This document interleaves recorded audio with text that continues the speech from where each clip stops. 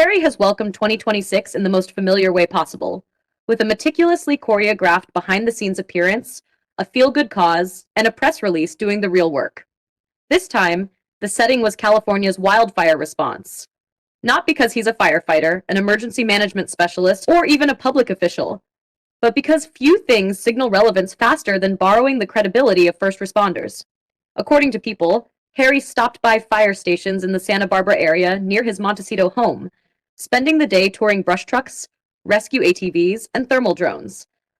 Firefighters patiently walked him through how Watch Duty, a real-time wildfire tracking app, helps prevent chaos when fires move faster than common sense. And there was Harry, nodding gravely, hands folded, performing the role of a deeply concerned statesman for the cameras. Of course, this wasn't just a visit. It was a moment.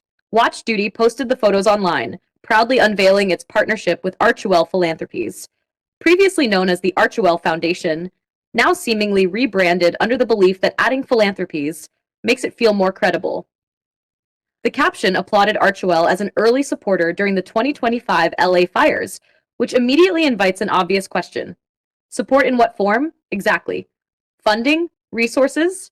Actual boots on the ground? Or simply vibes and well-timed photo opportunities? Because here's the reality. Archewell partners with everyone. Constantly. Relentlessly. Yet follow-through is almost non-existent. No data. No measurable outcomes. No impact reports. Just a carousel of partnerships that quietly disappear once the cameras stop rolling. If this qualifies as philanthropy, it's the Diet Coke version. All branding, no substance. Now let's address the elephant in the firehouse. Why is anyone playing along with this? Harry isn't a US citizen. He's not an elected official. He's not a community leader. He isn't even particularly informed about wildfires, emergency response, or the technology involved. At best, he's a minor celebrity with a title that holds zero weight on American soil. America doesn't do royalty, especially the unemployed, self-exiled variety.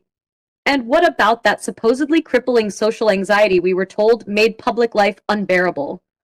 Strange how it disappears the instant there's a uniformed hero nearby and a camera within reach. A miraculous recovery, truly.